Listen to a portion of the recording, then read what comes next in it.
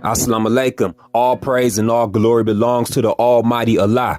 Let's break down this holy war between the Illuminati versus Islam. Yes, that's what's happening right now. The Illuminati versus Islam. Pay attention to this roller coaster ride because we are about to take a dive into the rabbit hole. Revelations 2:9. I know your works, tribulation and poverty, but you are rich. And I know the blasphemy of those who say they are Jews and are not, but are a synagogue of Satan. Revelations 3:9. Behold, I will make them of the synagogue of Satan, which say they are Jews, but are not, but do lie. Behold, I will make them to come and worship before thy feet, and to know that I have loved you.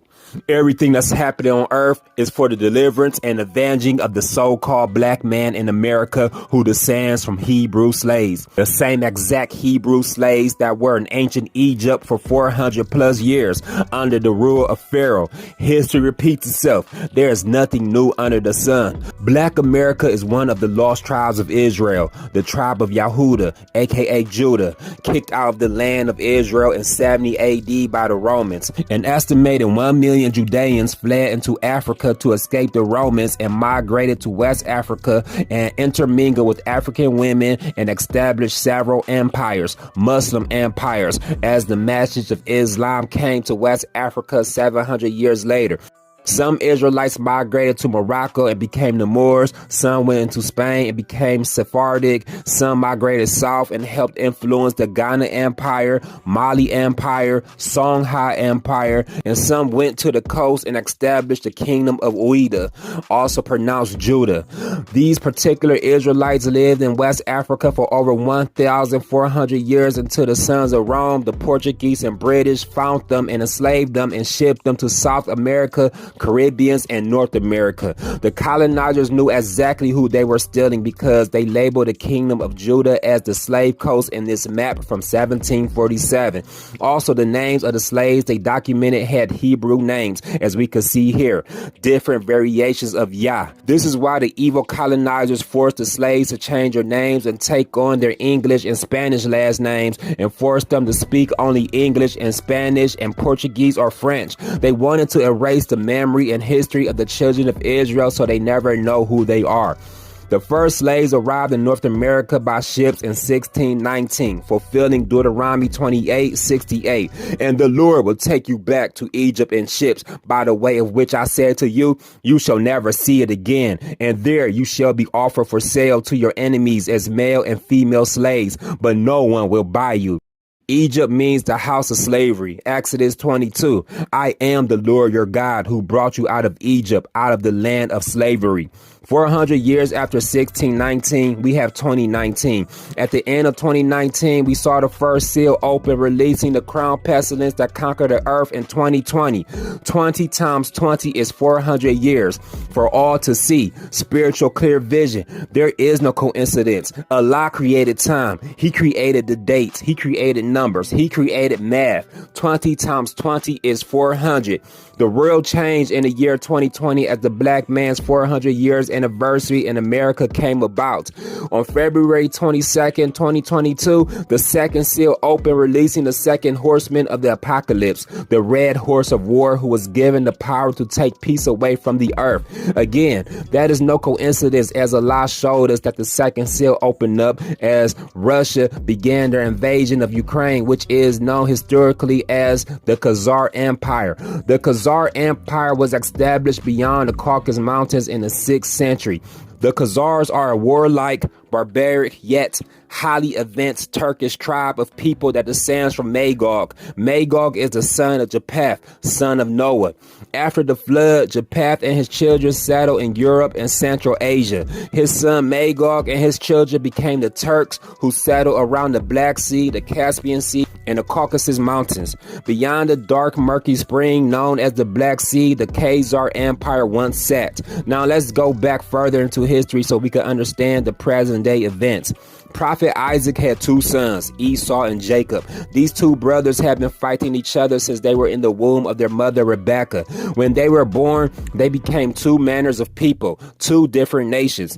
Genesis 25:21 says, "Now Isaac pleaded with the Lord for his wife because she was barren, and the Lord granted his plea, and Rebekah his wife conceived. But the children struggled together within her, and she said, 'If all is well, why am I like this?' So she went to inquire of the Lord, and the Lord said to her, 'Two nations are in your womb. Two people shall be separated from your body. One people shall be stronger than the other, and the older shall serve the younger.' So when her days were fulfilled for her to give birth, indeed, there were twins in her womb. And the first came out red. He was like a hairy garment all over. So they called his name Esau. Esau came out red. The color of his skin was mentioned because he has a rare genetic mutation. He lacked melanin, and he was hairy. He is the forefather of what we call today the white man and some of the pale Arabs, because Esau married an Ishmaelite woman and had children with her. Nobody on earth grows more hair than an Edomite. That's why he shaves his face bald clean every day to prevent himself from looking like a caveman. As an adult, Esau was given the name Edom because he sold his birthright to his brother Jacob for some of the red stew that Jacob was cooking, as Esau was about to die of hunger after hunting all day. Esau was a cunning hunter. Genesis 25:27 says, "And the boys grew, and Esau was a cunning hunter, a man of the field, and Jacob was a plain man dwelling in tents." This is why today we see the white man loves to hunt for game, and he loves the outdoors, mountain climbing, hiking, kayaking, parachuting, exploring the unknown. He's a man of the field. He gets it from his father's DNA, Esau. Jacob was a plain man living in tents. Black folks, we don't like the outdoors. We are plain, simple people that's content with living in small homes, tents. The word Edom means red. Esau's children was known as Edomites. Their homeland was located in the Middle East, where we call South Jordan today. Their homeland was located in the Middle East, where we call South Jordan today, in this mountain range called Mount Seir.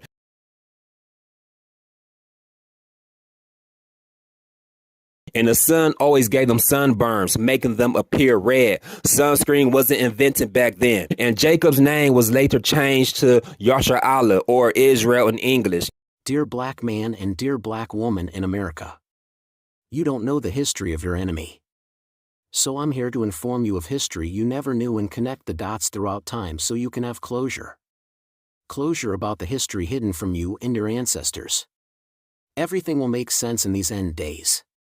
You deserve to know the answer to everything before nuclear missiles destroy Babylon, America. Pay attention and welcome to MO Truth TV. Hit that like button. Hit that share button. The Edomites hated Israelites and wanted to kill them because Jacob tricked Esau out of his birthright and out of his blessings with their father Isaac on his deathbed. The head tribe of Edom was Amalek, son of Esau.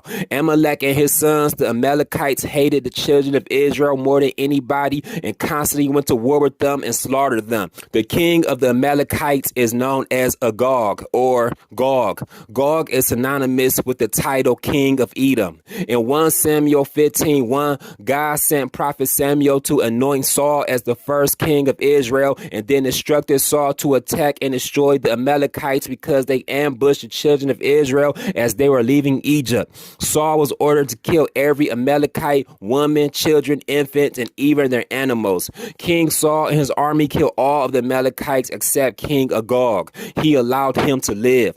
1 Samuel 15:32. Then Samuel said, "Bring me Agag, the king of the Amalekites." And Agag came to him cheerfully. And Agag said, "Surely the bitterness of death is gone." But Samuel said, "As your sword has made women childless, so shall your mother be childless among women." And Samuel cut Agag to pieces before the Lord at Gilgal.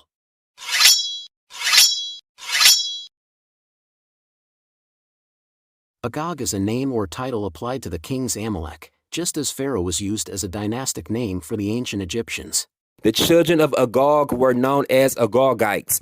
They were sworn enemies of Israel. They had to hide and blend in with other tribes so they won't be detected and found and killed. They constantly changed their name and identity, blending in with several tribes. The Agogites had to go into hiding as they were fugitives upon earth. They were eventually driven out and fled to the Caucasus Mountains, where they came across the tribes of Magog, Agog and Magog, Yajuj and Majuj, two warlike, barbaric tribes of people uniting together beyond the Caucasus Mountains.